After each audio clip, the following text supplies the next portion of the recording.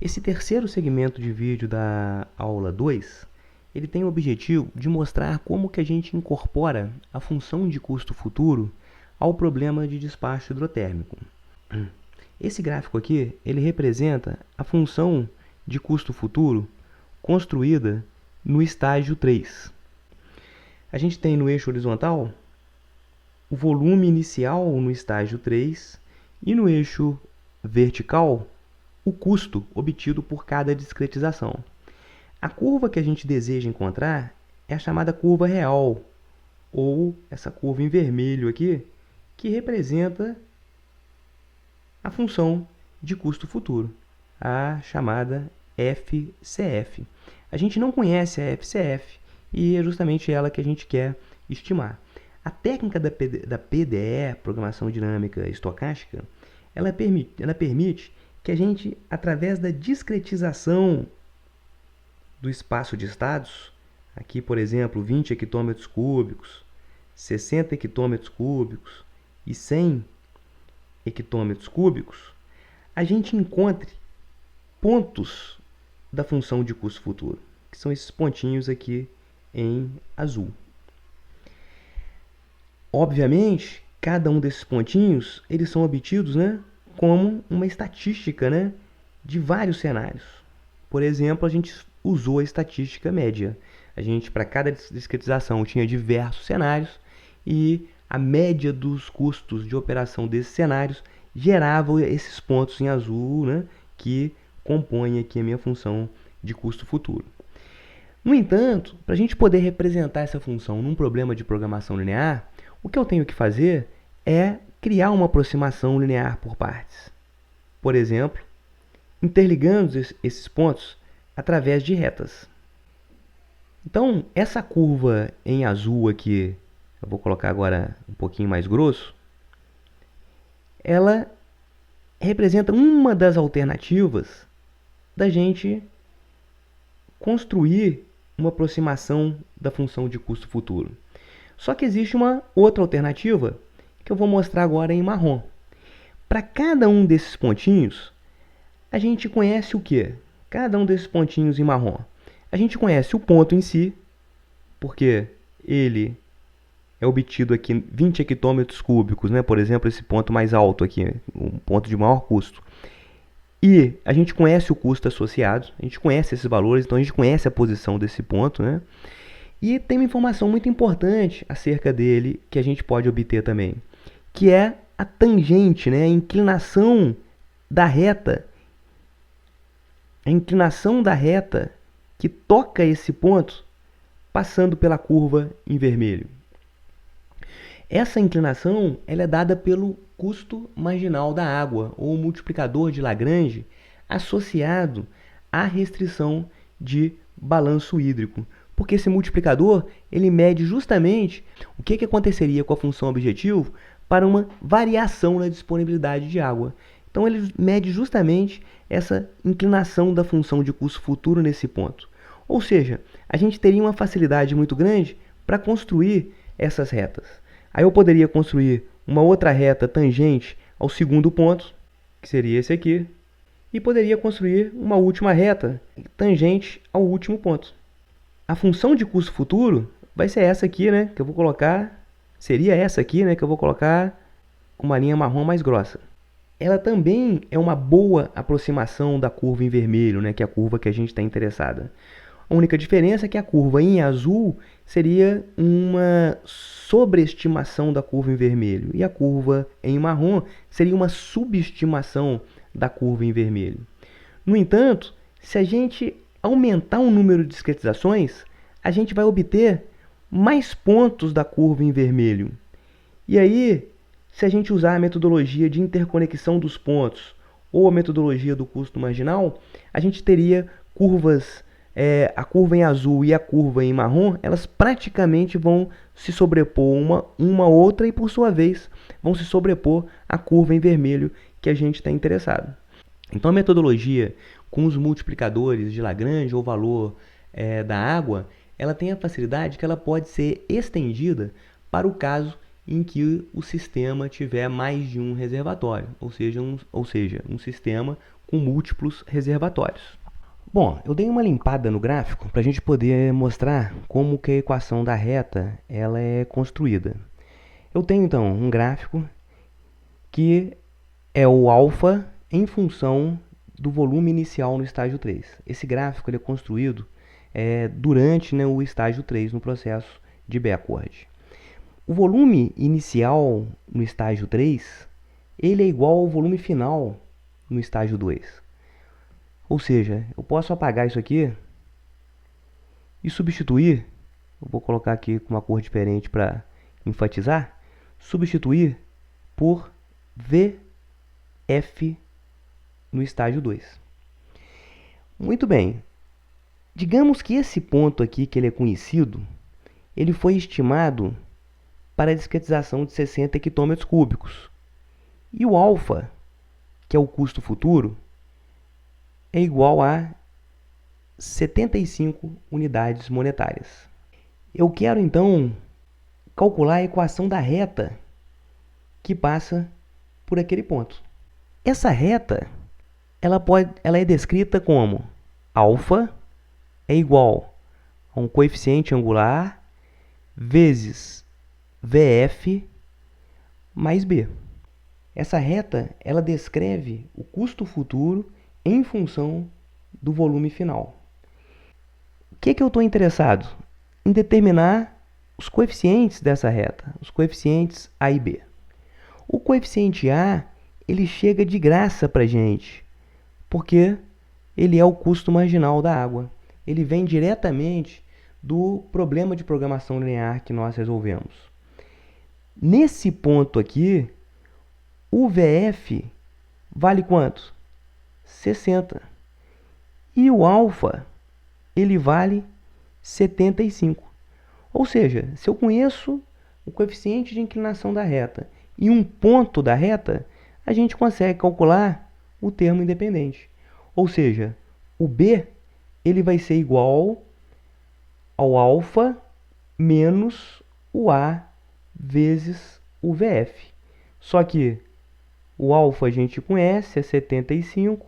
O A a gente conhece, que é o custo marginal da água. E o VF a gente conhece, que é o 60.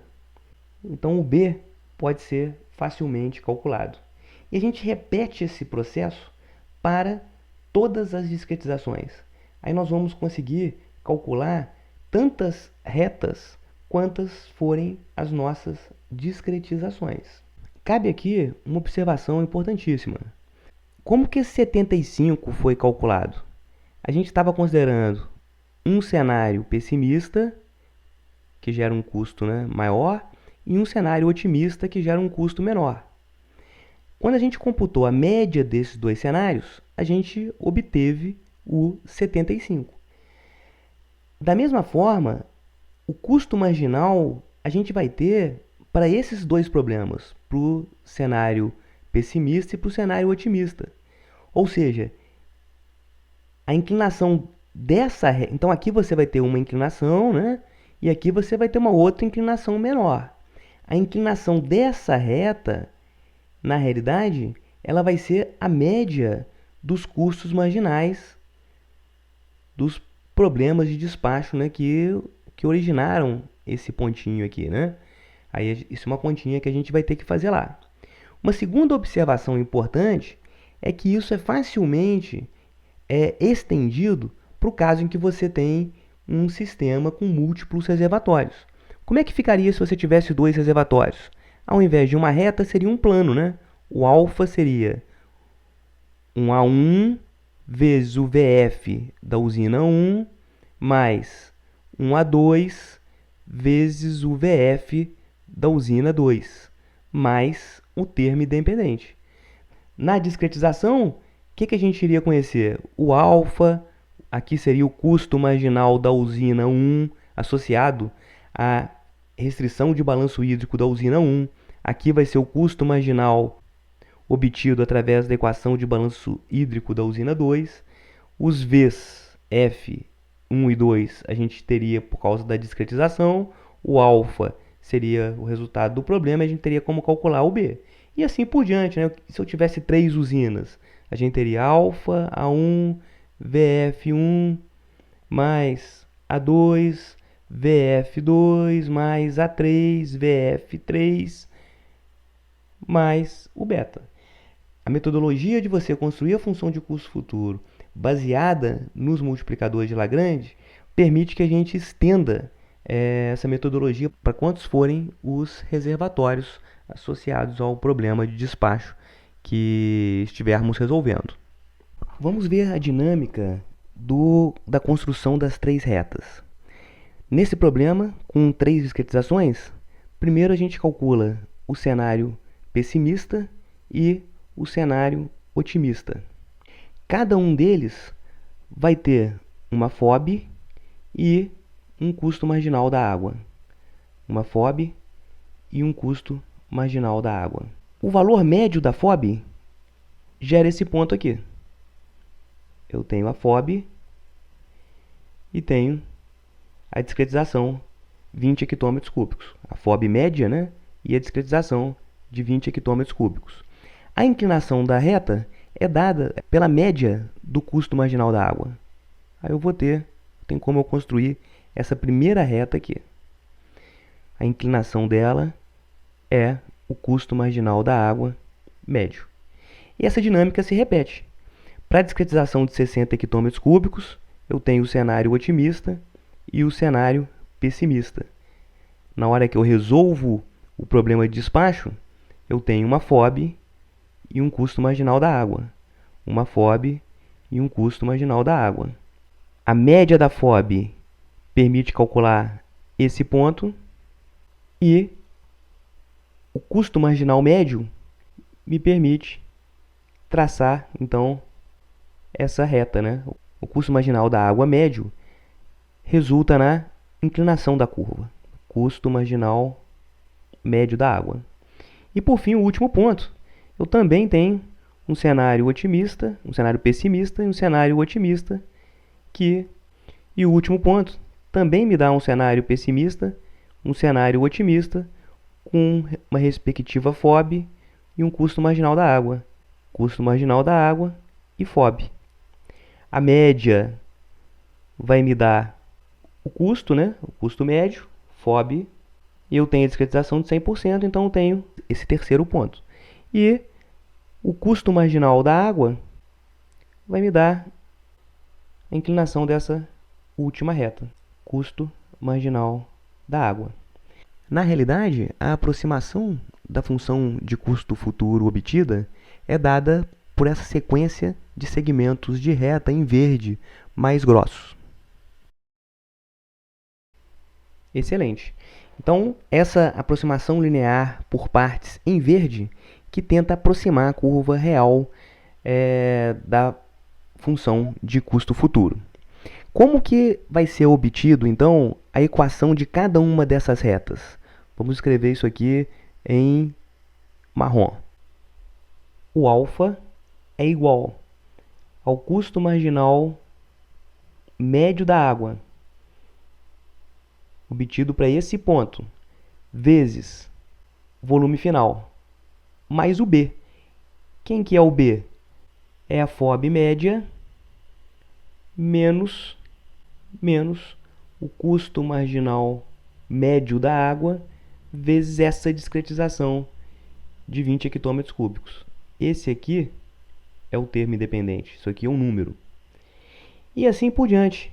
Como é que vai ser a equação da segunda reta? O alfa é igual ao custo marginal da água, só que agora o custo marginal médio da água correspondente à discretização de 60%, vezes o VF mais o B, que é a FOB média menos o CMA médio vezes agora 60. Esse aqui é o B da segunda reta.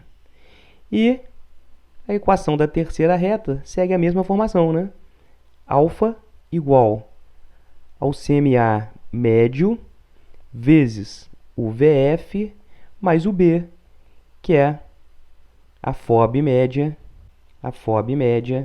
menos o CMA médio vezes 100. Esse aqui é o B da terceira reta. Excelente!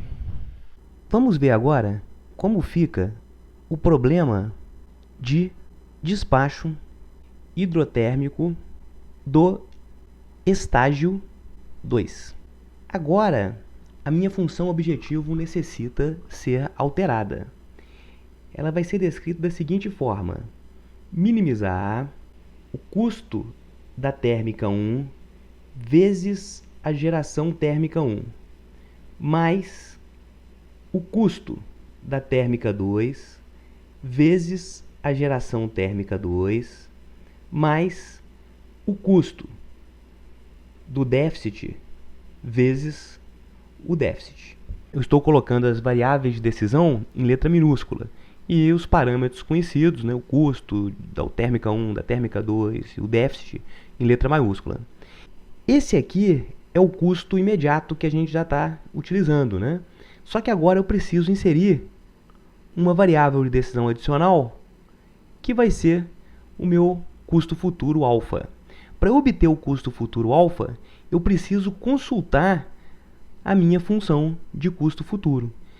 Sujeito a quais restrições?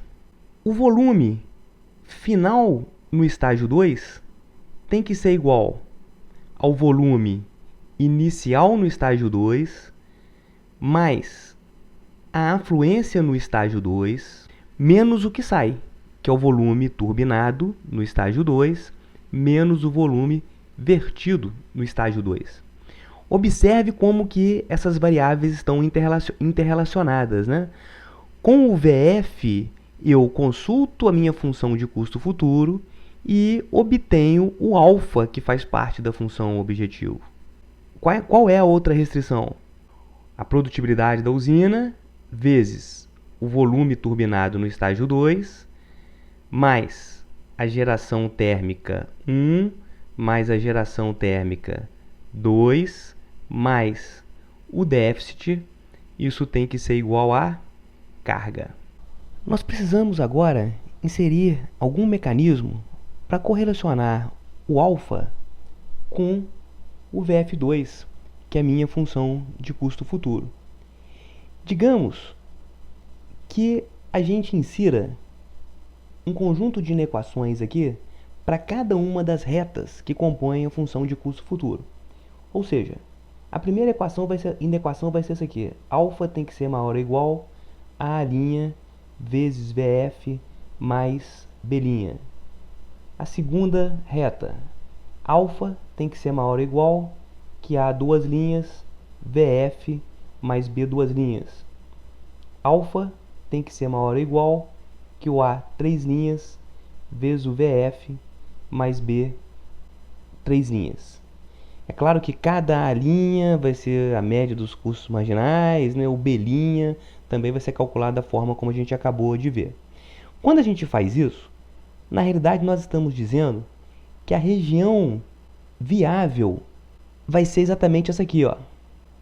É a região que vai atender simultaneamente todas as três inequações.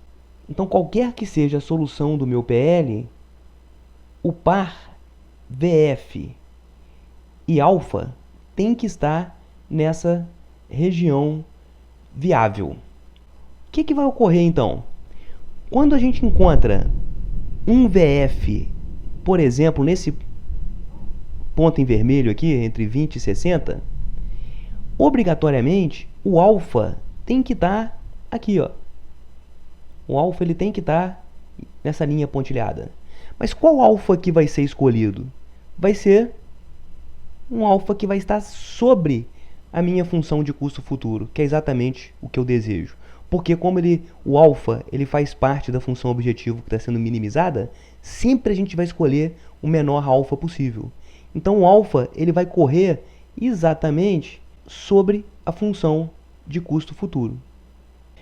Com isso, fica claro que a gente precisa inserir esse conjunto de inequações lá na minha função de despacho. Esse conjunto ele só vai ser inserido nos estágios 2 e 1, porque no estágio 3 a gente sabe que o custo futuro ele é igual a zero. E o número de inequações, então nesse caso aqui eu tenho 3, sempre vai ser igual ao número de discretizações. Se eu tivesse 10 discretizações ou 30 discretizações, eu teria 10 ou 30 inequações, como estas aqui que a gente acabou de mostrar. Após esses 20 minutos de discussões metodológicas, vamos retornar para o nosso programa no ambiente do Google Colab e vamos tentar fazer as inserções necessárias para contemplar a função de custo futuro, para conseguir representar corretamente a função de custo futuro. Aqui a gente está vendo os 3 laços ou os 3 loops alinhados que a gente desenvolveu ao longo aí do segmento A e segmento B da aula 2. Mais externamente, a gente tem um loop de estágios, percorrendo recursivamente, né, o que a gente chama de backward, e um loop intermediário de discretizações, porque para cada estágio a gente tem que varrer todas as discretizações, e um loop mais interno de cenários, porque para cada discretização a gente tem que varrer todos os cenários. Nós já havíamos computado a média. Então, antes da gente entrar no loop de cenário, a gente inicializa uma variável média igual a zero, que vai sendo incrementada, né, em cada laço, para cada cenário, e depois que você percorre, aí você divide aqui pelo número de cenários e tem a média. Na realidade, aqui a gente está calculando a média da FOB, né, para todos os cenários. A gente vai ter que fazer agora o mesmo processo para calcular a média dos custos marginais da água. No entanto, a gente tem que lembrar que o número de usinas hidrelétricas não necessariamente é igual a 1, igual a esse exemplo que a gente está trabalhando. A gente vai ter que criar uma média de CMA para cada usina. Então, é muito simples, eu vou ter que fazer aqui um for usando o enumerate, né, e use in enumerate sistema UHE. Quando a gente faz esse procedimento, a gente vai percorrer todas as usinas hidrelétricas do nosso sistema. E aqui, o que a gente vai fazer? Antes do for, né? Correto a gente criar aqui um vetor média CMA. Tem que ser um vetor, uma lista, justamente para a gente poder ir inserindo as médias de todas as usinas. Então, a gente vai simplesmente iniciar esse vetor, cada posição desse vetor, com 0. Para isso eu vou usar o comando append. Então eu vou jogando um 0, né, para a posição final dessa lista, tanto zeros quanto for um número de usinas hidrelétricas. Bom, após a resolução de cada problema, eu tenho que ir incrementando a média do CMA. Aí novamente eu vou ter que percorrer todas as usinas. Novamente eu vou usar o enumerate, só que aqui, ao invés de usar o sistema, eu vou usar o resultado, porque no resultado a gente já tem o CME de cada uma das usinas, né? Tantas quantas forem. Então eu tenho resultado UHE, 2 pontos. Então aqui eu faço média CMA na posição I mais igual. Então mais igual na realidade está fazendo média CMA na posição I é igual a média CMA na posição I mais, né, o CMA. Então vou colocar aqui resultado, nem precisa, né? Só colocar o use na posição CMA. Está resolvido. Então vou simplesmente incrementando, né, a média do CMA de cada usina. No final, eu vou ter que repetir esse laço. Para a gente poder dividir pelo número de cenários. Então, média CMA da usina I vai ser igual ao média CMA da usina I dividido. Aí aqui eu já tenho o número de cenários aqui em cima. É só a gente dar um copy and paste. Só dar um copy and paste aqui. Ctrl C, Ctrl V. Então, aparentemente vai funcionar. Vamos verificar se não vai acontecer nenhum erro. Beleza, rodou legal. Só para a gente poder ver as médias, né, como é que elas estão funcionando, vamos colocar aqui print média CMA. Vamos ver o que vai acontecer. Então, para cada discretização, ele vai imprimir a média do CMA calculada. Olha bem quantas que ele imprimiu. É porque a gente estava trabalhando com 30 discretizações. Então, aqui ele está imprimindo 90 valores. é só a gente voltar lá em cima no programa e voltar com o número de discretizações para 3. Né? Sempre é bom a gente trabalhar com um número pequenininho para a gente poder ver as condições de contorno, se o programa está sendo desenvolvido corretamente. No final a gente aumenta o número de discretizações. Eu vou ter que rodar esse bloco aqui novamente para poder atualizar o número de discretizações para 3. Beleza, né? Então agora eu posso rodar aqui o meu... Opa! Beleza. Aí agora aqui ele deve ter impresso, olha lá, 9 valores, olha lá. 475, 475 e 0. Mesma coisa para o estágio, esse aqui é o estágio 3, né? Aqui o estágio 2 e aqui o estágio 1. Então ele está computando as médias corretamente.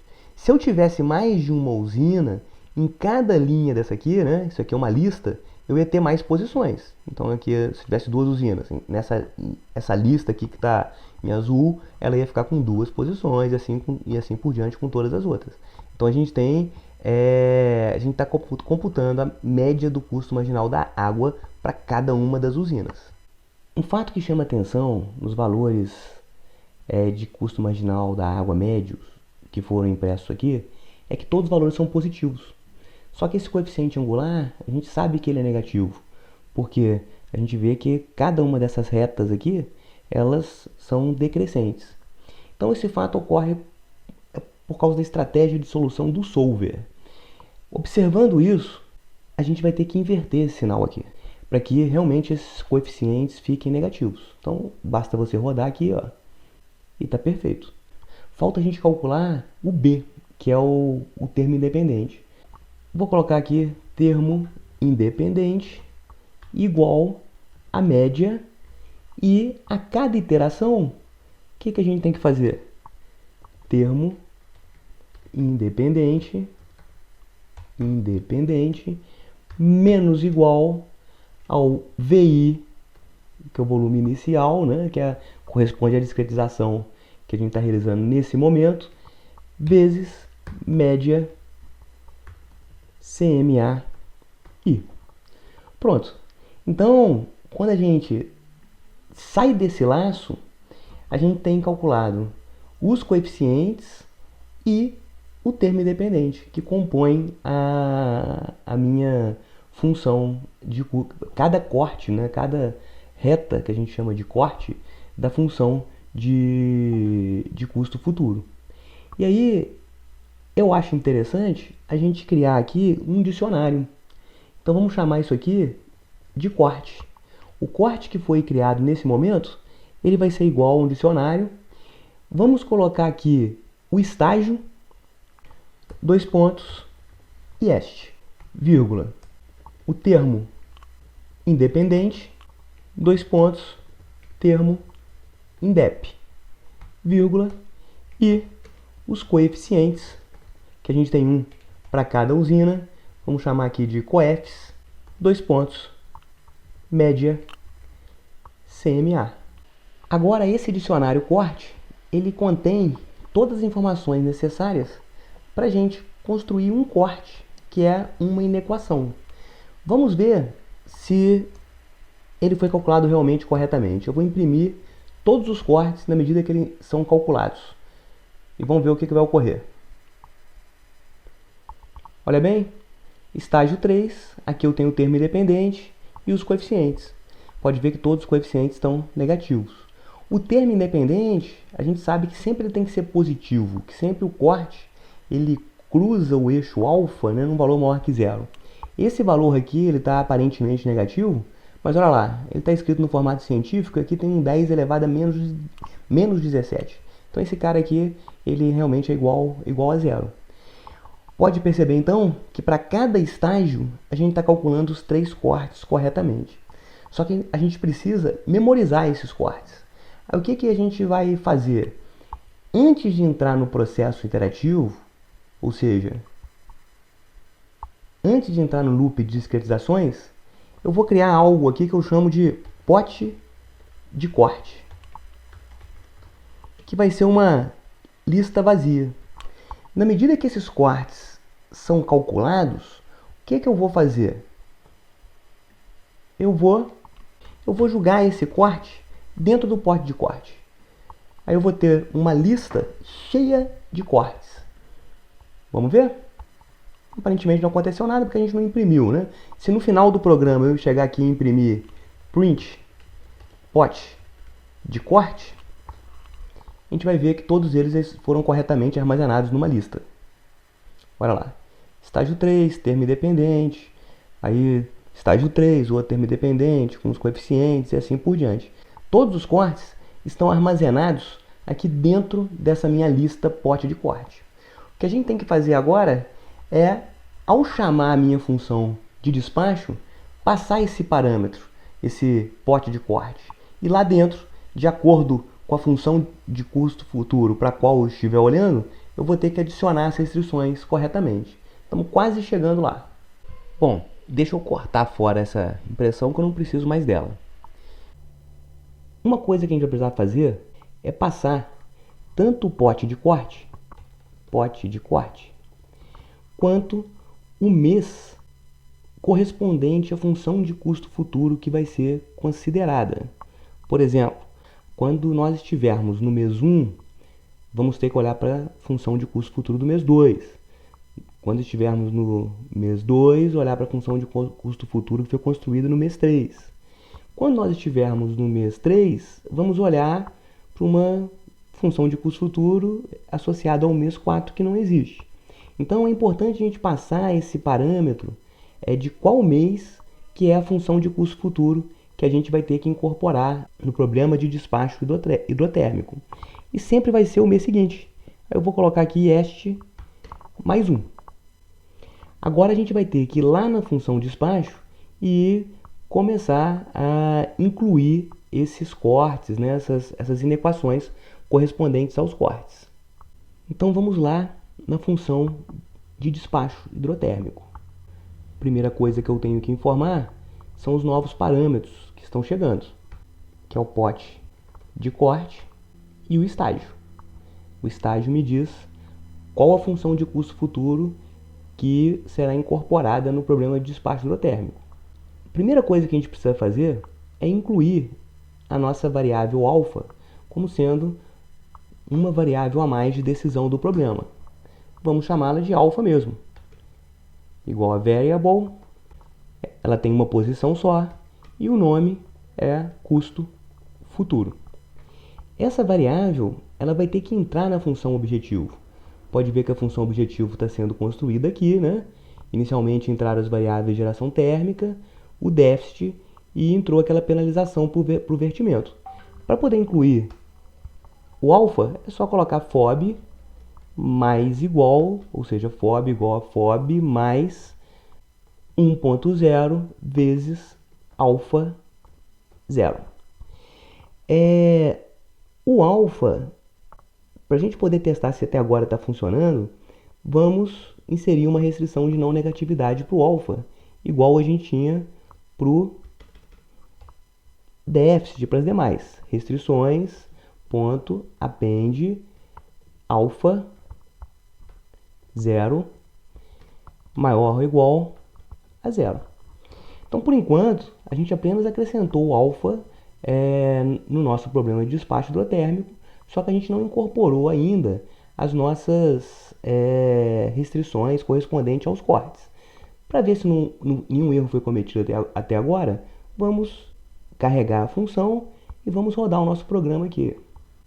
Beleza, aparentemente tudo continuou igual, como deveria ser.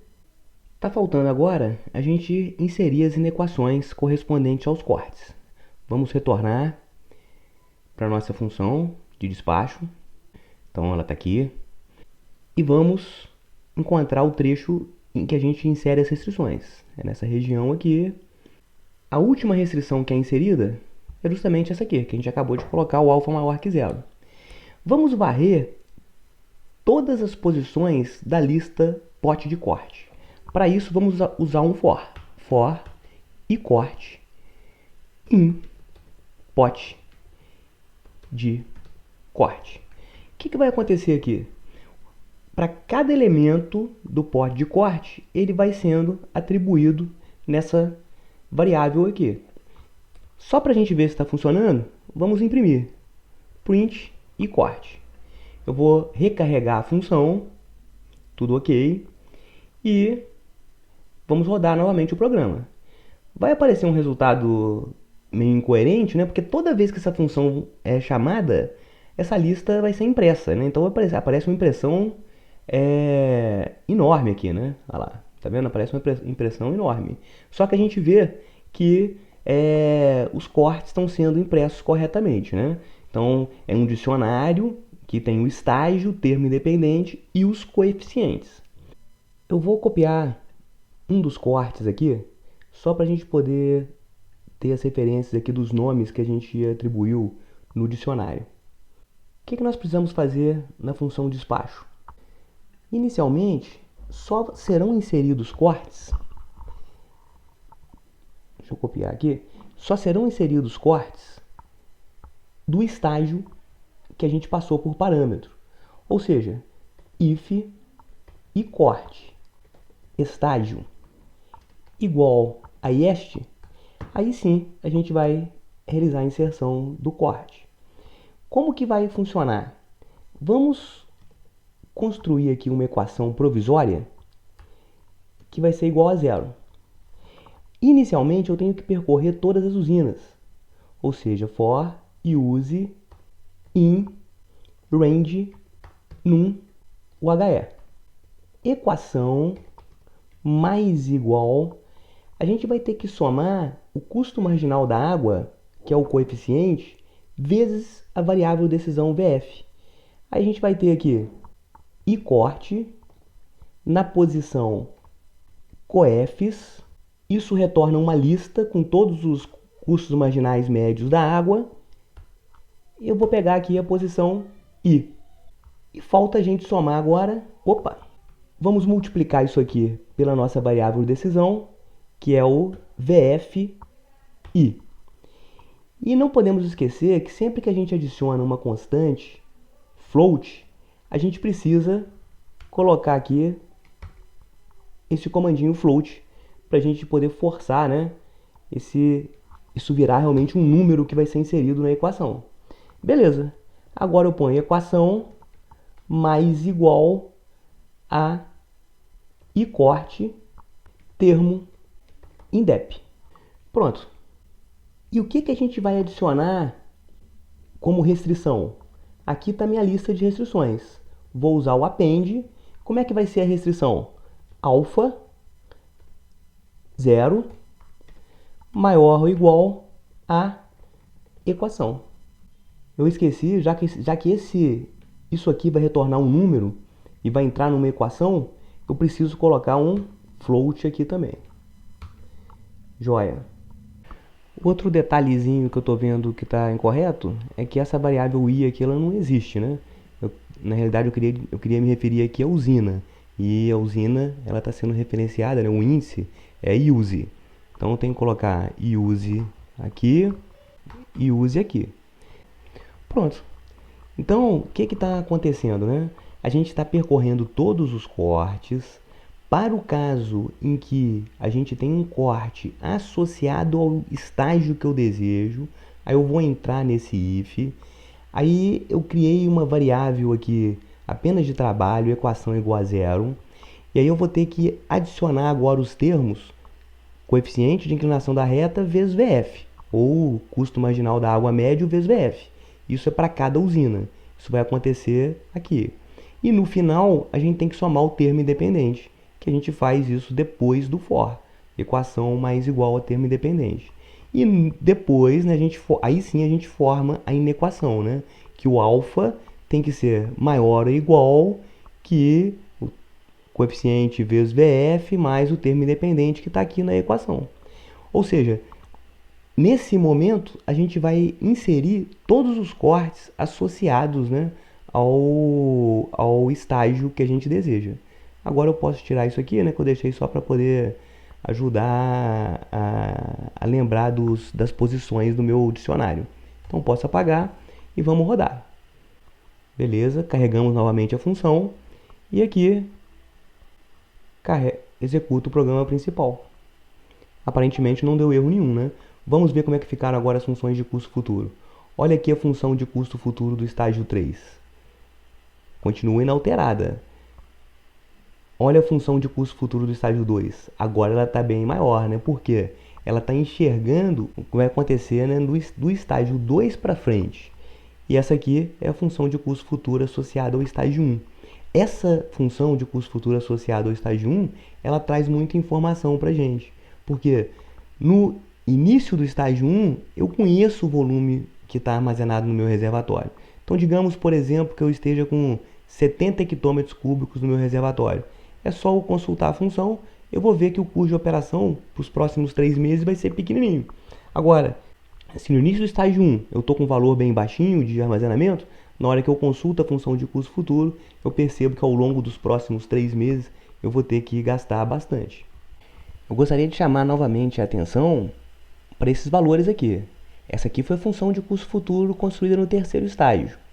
Pode ver que o valor máximo aqui, né, que seria o pior caso, ele está enxergando um custo futuro de 7.000 unidades monetárias. É porque ele está enxergando do terceiro estágio para frente.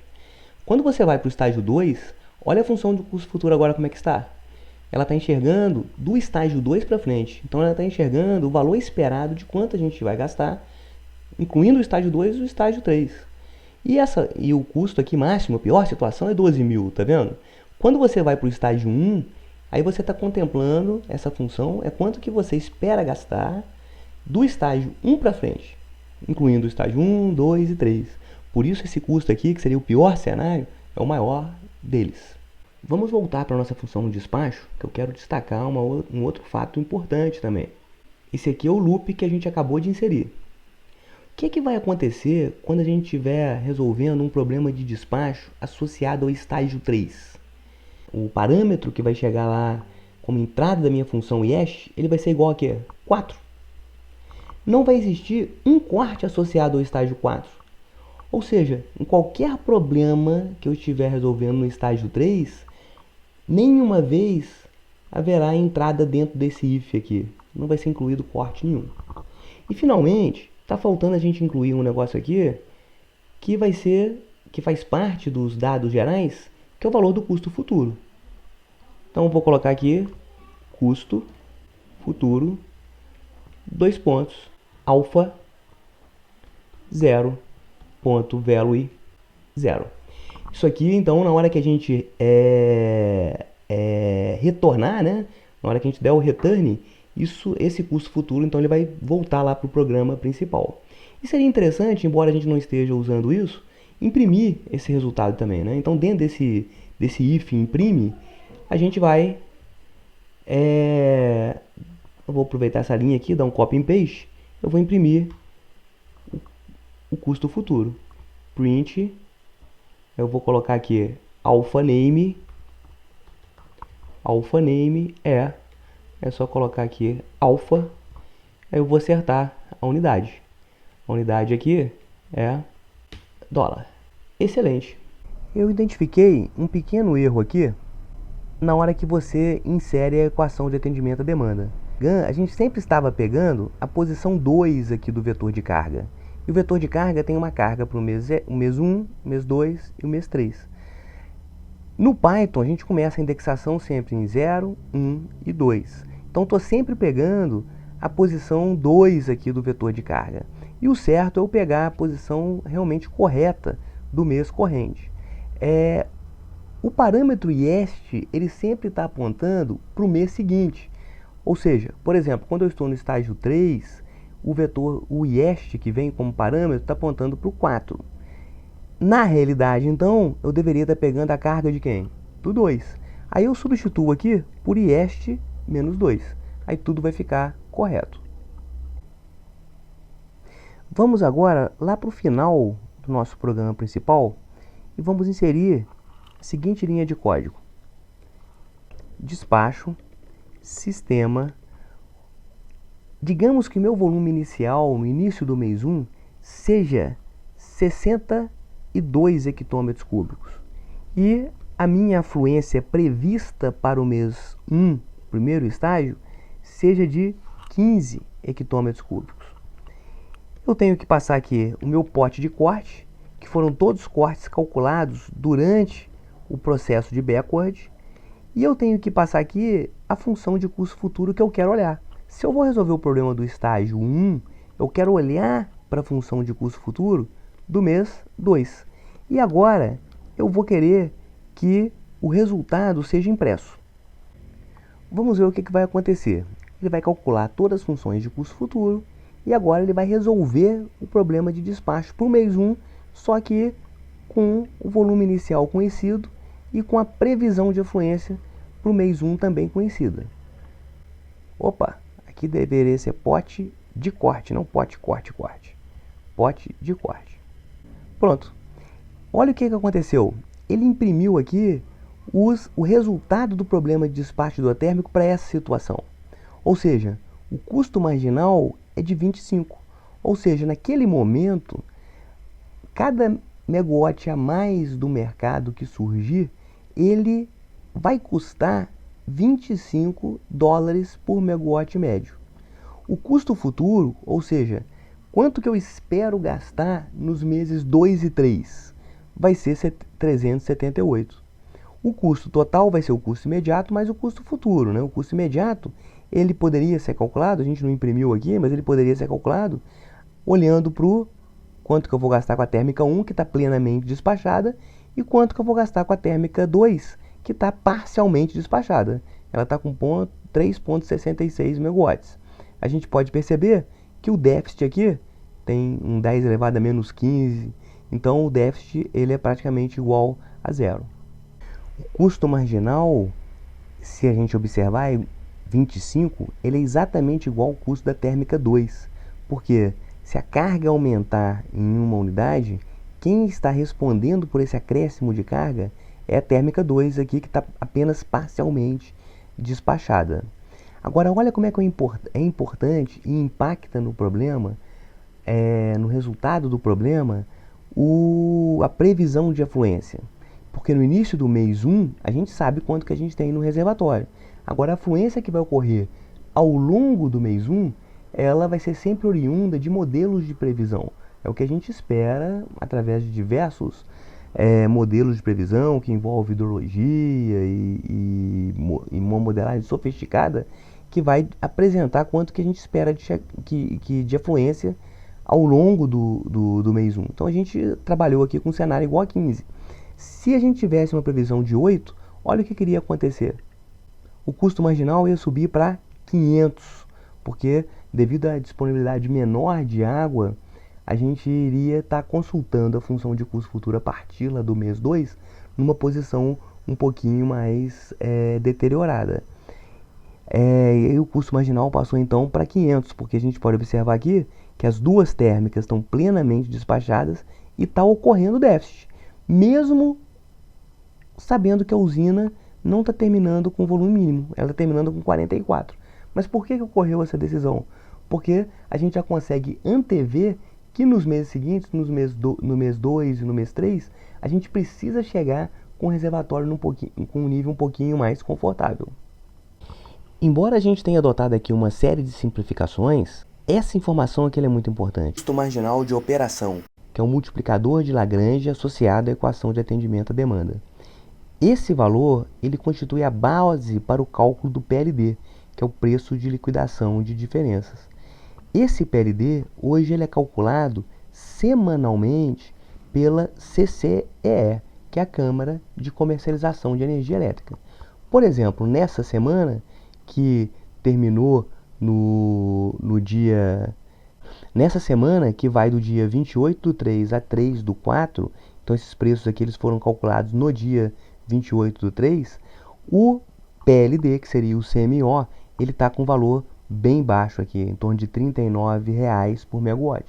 É bom a gente lembrar que exatamente nessa data, né, a gente está vivendo uma paralisação do mercado devido à pandemia do Covid-19, né? Ou as pessoas estão em recesso, as indústrias estão paradas, as pessoas estão em casa, aí realmente o preço da energia caiu muito porque a carga abaixou. Aí naturalmente o CMO vai abaixar também. Se a gente voltasse aqui um pouquinho no tempo e olhasse para janeiro, esse custo aqui ele estava realmente em patamares muito mais altos. quando a gente não estava ainda sob o impacto da crise do Covid-19. Só a título de curiosidade, a gente tem um gráfico aqui mostrando como que o PLD evoluiu de janeiro a abril de 2020. A base de formação do PLD é o custo marginal de operação, que é justamente aquele multiplicador de Lagrange que a gente acabou de ver. Esse aqui é o PLD da região sudeste do Brasil. A gente percebe que no início do ano ele estava aqui no patamar de 300, foi até 360, 370.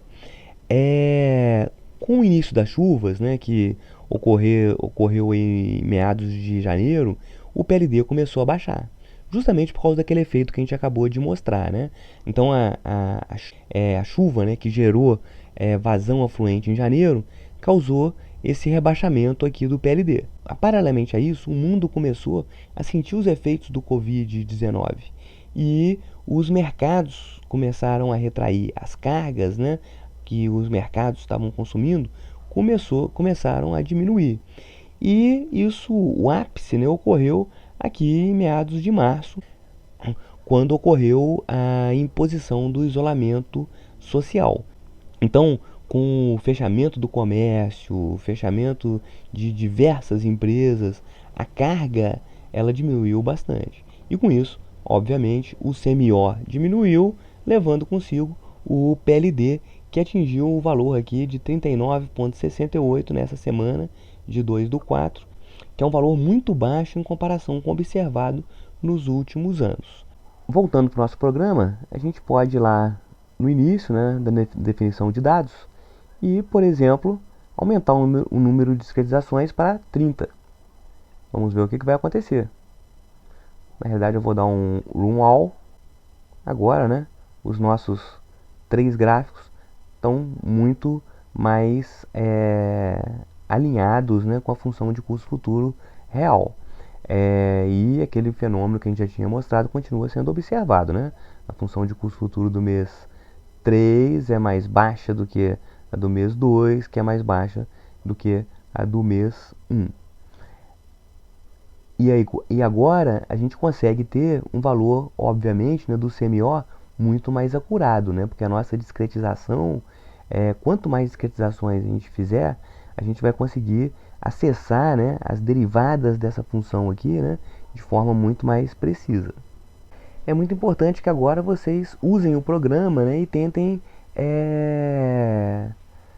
sentir o que acontece na medida em que você altera determinados parâmetros. Um último exercício aqui, eu vou, por exemplo, aumentar a carga só do mês de janeiro, para a gente ver o que acontece, né? Então vou passar a carga do mês de janeiro aqui, por exemplo, vou dobrar, passar para 100. E vamos dar um room all novamente. Olha o que vai acontecer, né? As funções de custo futuro do mês 3 e do estágio 2, elas praticamente não são alteradas. Só que a função de custo futuro do estágio 1, ela subiu bastante, também ela foi bastante alterada, porque justamente no estágio 1 a gente tem uma carga bem maior. E agora eu acho que você deve justamente mexer nesses parâmetros, tentar entender exatamente o que está acontecendo com o resultado do problema, né? Porque agora a gente consegue, aquele dilema do operador que a gente apresentou na aula 1, ele está resolvido, né? Agora com essa metodologia, a gente sabe exatamente como operar o sistema no mês 1, levando em consideração os diversos cenários de afluência que podem ocorrer durante o período de planejamento.